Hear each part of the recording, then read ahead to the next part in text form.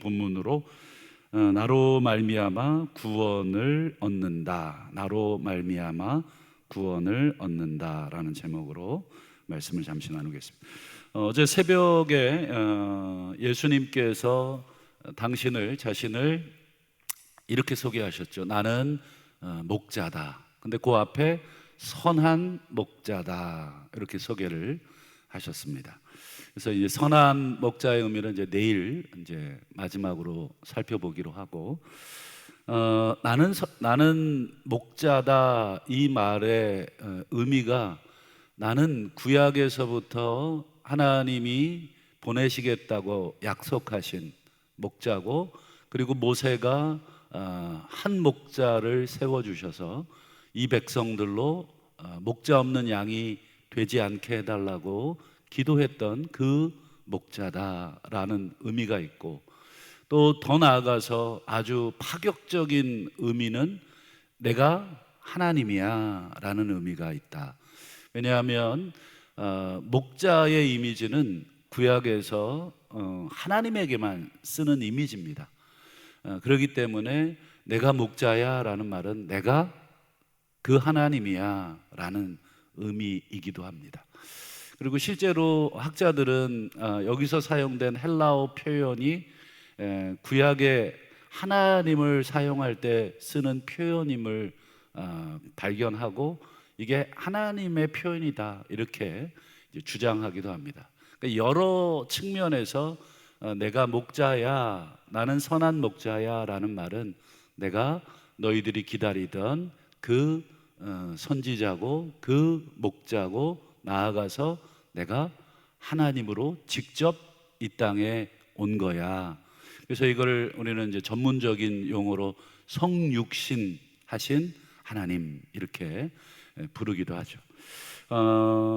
또 여러분, 목자라는 말 속에는 내 양은 내 음성을 듣고 내 음성만 따라와 이런 뜻도 있습니다. 그래서 예수님이 오셔서 수많은 목소리를 내셨죠. 가르침의 목소리도 내시고 또 이적과 기적의 목소리도 계속 들려주셨죠.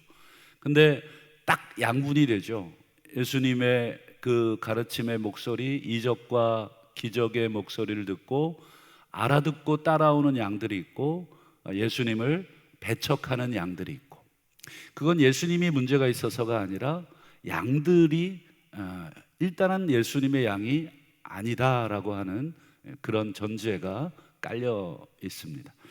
제가 말씀을 준비하다가 우리 진짜 양들이 목자의 음성을 분별할 수 있느냐, 그 실험을 이렇게 아마 재밌게 한 영상이 하나 있어서 우리 성도님들께 한번 새벽에 한번 같이 한번 좀 보여드리려고 준비를 했는데, 우리 방송실 한번 보여주실까요? 네.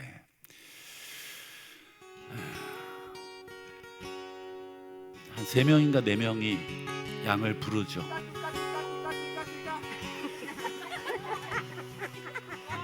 One more time.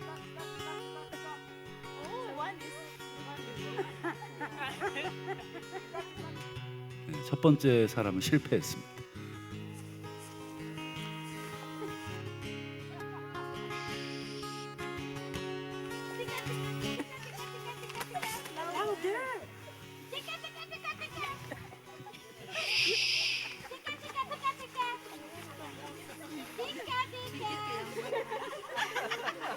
네, 두 번째 사람도 실패했고요.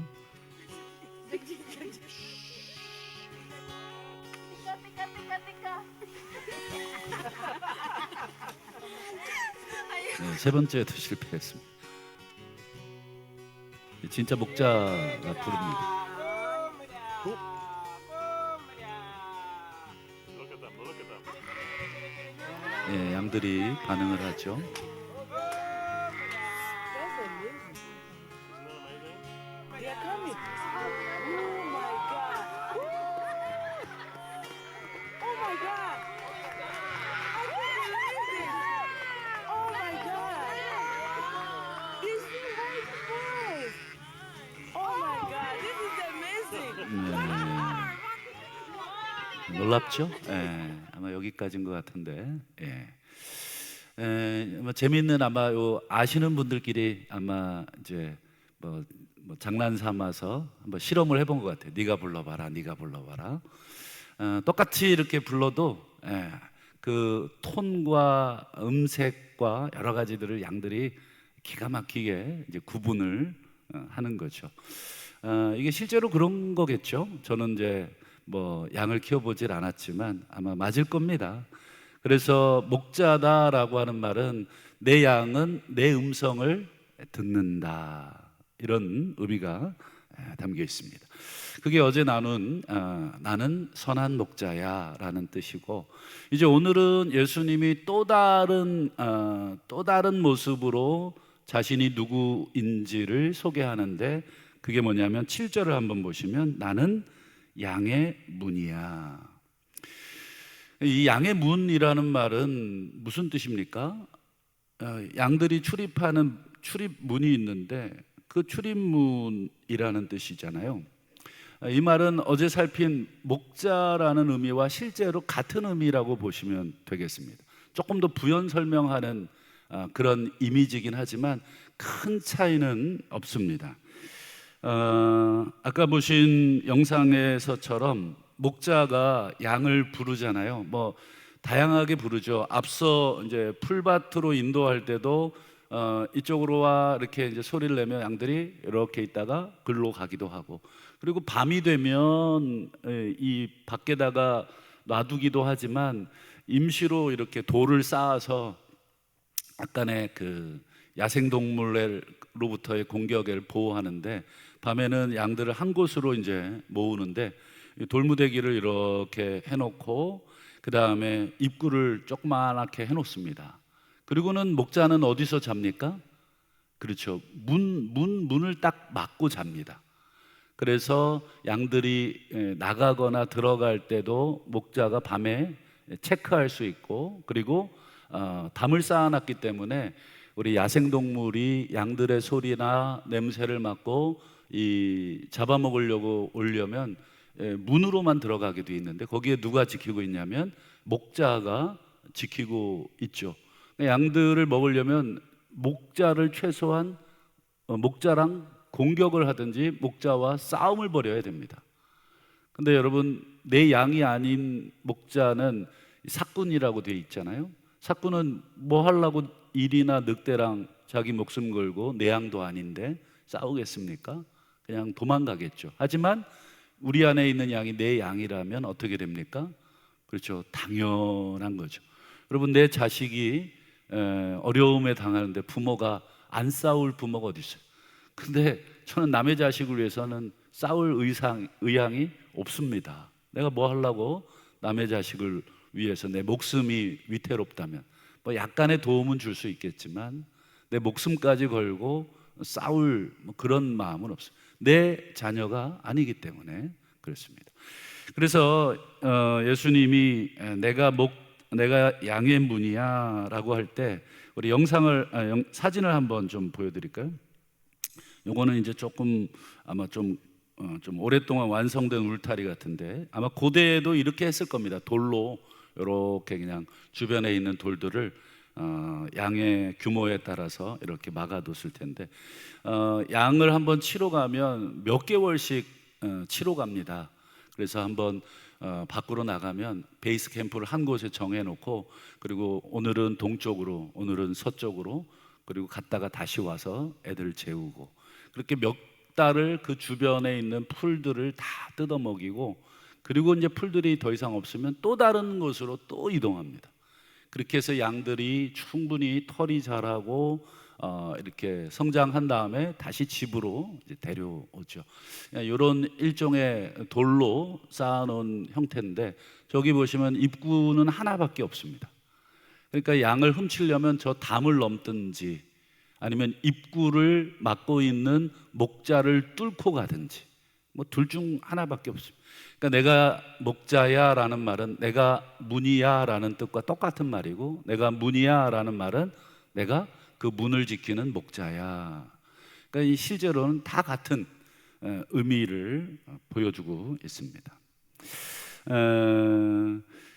그래서 우리 아까 이 양들을 훔치려면 이 절도나 강도들은 어떻게 해야 됩니까? 전부 다 아까 우리 영상에서 보셨죠? 그 양의 주인이 아닌 사람들이 막 소리를 내서 뭐 오라고 해도 양들은 일단은 반응을 하질 않습니다. 오지를 않습니다. 그게 8절 말씀인데 한번 보시죠. 나보다 먼저 온 자는 다 절도고 강도다. 그 다음 보세요. 양들은 그들의 말을, 그들의 가르침을 듣지 않는다. 이렇게 돼 있죠. 왜 그렇습니까? 양들은 아는 거죠. 목자 외에는 자신들의 생명이 위험하다, 자신들의 안전을 보장받을 수 없다. 그래서 10절을 한번 보시면 이 절도와 강도들이 온 목적을 얘기합니다. 도둑이 오는 것은 도둑질하고 죽이고 멸망시키려고 오는 거지, 양들을 돌보고 풍성하게 하고 이러려고 오는 게 아니다. 나보다 먼저 온 자들이 있다. 그러나 그들은 목자가 아니다. 어떻게 보면 예수님 굉장히 싸움을 걸고 있는 거죠. 여러분, 예수님보다 먼저 온 자들이 있죠. 그들을 향해서 예수님은 아주 무섭게도 얘기하셨죠. 이 독사의 새끼들아, 이 외식하는 자들아, 엄청나게 쏘아붙이셨죠. 그 도둑들, 절도들을 향해서. 그들이 누구입니까? 오늘 마지막으로 그 부분을 볼 텐데, 여러분, 목자이신 예수님과 절도, 강도인 그들, 예수님이 공생의 기간 3년 동안 막 진짜로 머리 터지라고 싸운 대상이죠. 그들은 양들을 죽이고 훔치고 빼앗는 그런 이 도둑놈들이기 때문에 예수님이 아주 강한 어조로 질책을 하신 대상들이 있죠. 우리 두 곳을 한번 볼 텐데, 첫 번째 마태복음 23장 15절을 보시죠. 화 있을진저 외식하는 서기관들과 바리새인들아, 너희는 교인 한 사람 얻기 위해 바다 육지를 두루 다니다가 생기면 너희보다 배나 더 지옥 자식이 되게 하는도다. 이게 무슨 뜻이에요? 지옥 자식? 완전히 멸망시킨다는 거죠. 서기관 바리새인들 얼핏 보기에는 하나님의 말씀을 가르치는 것 같지만 그들은 실제 그렇지 않다. 그들은 자신들의 어떤 욕심이나 사리사욕을 채우기 위해서 온 자들이다. 배나 더 지옥 자식, 멸망의 자식들이다. 또 한 군데를 볼까요? 마가복음 12장 39절과 40절 보면, 여기는 이제 또 서기관들을 책망하죠. 서기관들을 삼가라. 그들은 과부의 가산을 삼키며, 삼킨다, 훔친다 이런 말입니다. 가부의, 여러분, 가부의 그 마가복음에 보면 이제 두 렙돈. 여러분, 가난한 사람은 헌금을 하지 않아도 됩니다. 사실상 오히려 도움을 받아야죠. 그런데 이 종교 의무금이라는 게 있는 거죠. 우리 세금과 같은 거. 여러분, 이스라엘 사회는 정교 일치 사회입니다. 정교 일치 사회이기 때문에 우리가 드리는 헌금은 내고 싶으면 내고 안 내고 싶으면 안 내도 되지만 여긴 그런 게 아닙니다. 반드시 세금으로서의 헌금입니다. 그렇기 때문에 내도록 돼 있어요. 우리나라도 여러분, 가난한 사람들 세금 면제해 주기도 하잖아요. 낼 세금이 없으면, 수입이 너무 적으면 과세가 되질 않습니다. 어느 정도 세금 수입이 있어야 거기에 과세가 되잖아요. 근데 여기는 그렇지 않습니다. 그러니까 이제 가난하든 부자든 똑같이 내야 되는 성전세가 있는 거예요. 그러니까 막 이 과부는 오늘 이거 먹고 죽을 돈, 먹고 살 것도 없는 돈을 내라. 그렇게 해서 과부의 가산을 삼킨다. 이렇게 책망을 하셨죠. 바로 예수님이 책망하신 절도요, 강도가 누군지 예수님은 오늘 이 요한복음의 이 비유를 통해서 어떻게 보면 자신이 선한 목자, 그리고 자신은 양의 문이지만 서기관 바리새인들, 그 당시에 어떤 백성들을 옥죄고 또 그들을 빨아먹고 하는 이 그들을 향해서는 뭐 엄청나게 무서운 말씀을, 저주의 말씀을 하셨죠. 그러면 예수님은 어떤 분이시냐? 우리 마지막으로 예수님 이렇게 얘기하시는데 9절과 10절을 볼까요? 나는 문이다. 그 다음에요, 누구든지 나로 말미암아 들어가면 구원을 받고 또 들어가며 나오며 꼴을 얻으리라. 이때 꼴은 뭐 이렇게 양식이겠죠. 양들이 먹고 살 수 있는 꼴. 아마 구원과도 같은 의미일 수도 있고, 아니면 뭐 여기서 말하는 것은 하나님의 사랑일 수도 있고, 뭐 여러 가지 의미로 해석이 되겠습니다. 그리고 10절 보시면 내가 온 것은 양으로 생명, 앞에 말한 구원이겠죠. 생명을 얻게 하고 더 풍성히 얻게 하려는 것이다. 여기 보면 10절을 보면 여러분 두 가지가 구분되죠. 첫 번째는 생명을 얻었다라는 건데요.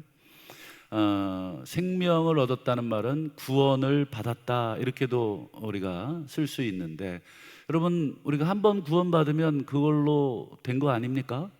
한번 예수 믿고 내가 하나님 자녀 됐으면 그걸로 충분한가? 예수님의 말씀에 의하면 그렇지 않다. 뒤에 보시는 대로 생명을 얻게 하고 그 다음 보세요, 더 풍성히 얻게 하려는 것이다. 요거를 우리 신생아로 비유하자면, 신생아가 태어났죠. 여러분 신생아가 태어나면 그걸로 끝인가? 이제 네가 알아서 살아라 이렇게 방치해 두면 되는가? 그렇지 않겠죠. 신생아는 그때부터 뭐가 필요합니까? 꼴이 필요한 것이죠. 엄마의 품으로 안겼다가 또 놓였다가 하면서 이 아이가 성장하는 데 필요한 이 어머니의 모유가 필요하고, 또 크면 뭐 음식이 필요하고, 계속해서 먹음으로 인해서 우리 아이가 성장하듯이 양들도 그렇습니다. 우리가 예수를 믿어서 예수로 말미암아 구원을 받았다, 여기에서 우리의 신앙이 멈추어서는 안 되고, 그 다음 단계가 뭐예요? 더 풍성하게 꼴을 얻기 위해서는 계속 들락날락 해야 됩니다. 목자의 음성을 듣고 우리로 부르면 우리 안으로 들어가고, 그리고 다시 풀밭으로 인도하면 또 풀밭으로 따라가서 목자가 이곳에 풀어놓는 음식을, 꼴을 먹어야 양들은 성장한다는 것입니다. 여러분, 그러면서 예수님이 유명한 말씀을 한번 하신 적이 있죠. 우리 마태복음 11장 28절 29절인데요 수고하고 무거운 짐진 자들아. 여러분이 아까 말한 종교 지도자들, 도둑들, 절도, 강도들, 그들은 사람들에게 율법의 올무만을 가득 씌워놓죠. 그래서 모든 백성들로, 양들로 하여금 늘 힘들게 만들죠. 늘 얘기했지만 뭐 안식일을 거룩히 지켜라.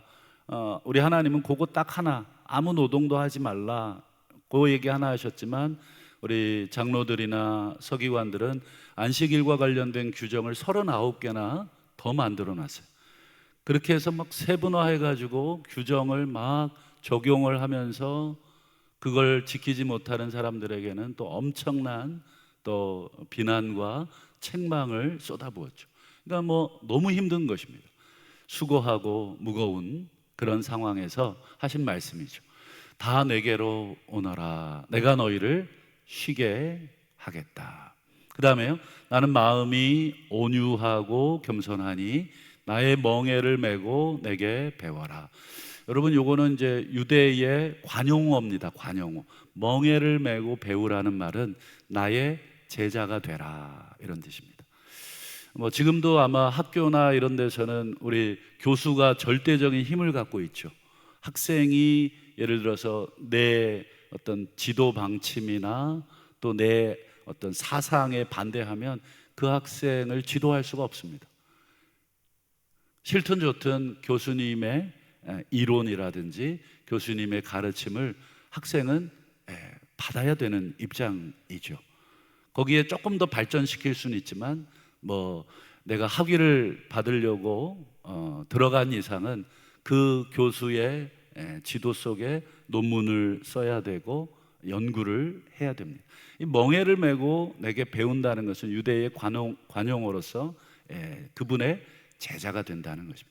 예수님은 지금 제자로 초대를 하고 있는 겁니다. 너희들 나의 제자가 되라.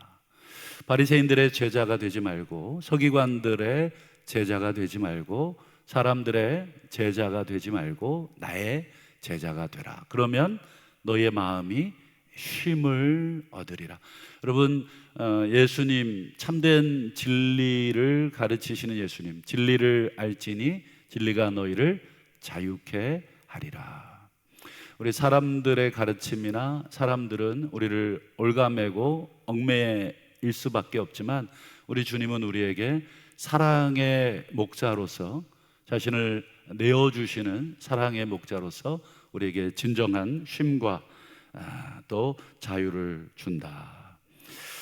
말씀을 맺겠습니다. 우리 하반기에도 여러 가지 무겁고 또 수고함, 이런 짐들이 많을 때마다 우리는 우리의 목자 되신 주님께, 그리고 양의 문이 되시는 우리 주님의 음성을 듣고 들어가며 나가며 그분의 멍에를 메고 그분의 가르침을 우리가 읽어야 합니다. 여러분, 힘들고 어려울 때마다 우리 사람에게 달려갈 필요가 없습니다.